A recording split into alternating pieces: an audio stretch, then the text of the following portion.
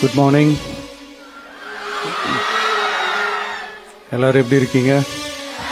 தீர்மானம் ஒரு மனதாக நிறைவேறியது.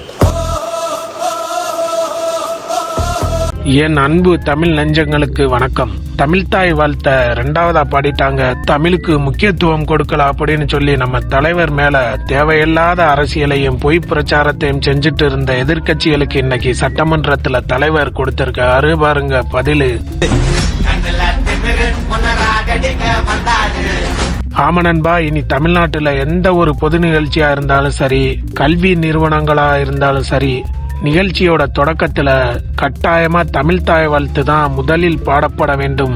அப்படி என்ற வரலாற்று சிறப்பு மிக்க தனி தீர்மானத்தை சட்டமன்றத்துல கொண்டு வந்து ஒரு மனதா நிறைவேற்றியிருக்காரு நம்ம முதலமைச்சர் தளபதி விஜய். மாண்புமிகு முதலமைச்சர் அவர்களின் தீர்மான பேரவையின் முடிவுக்கு விடப்படுகிறது.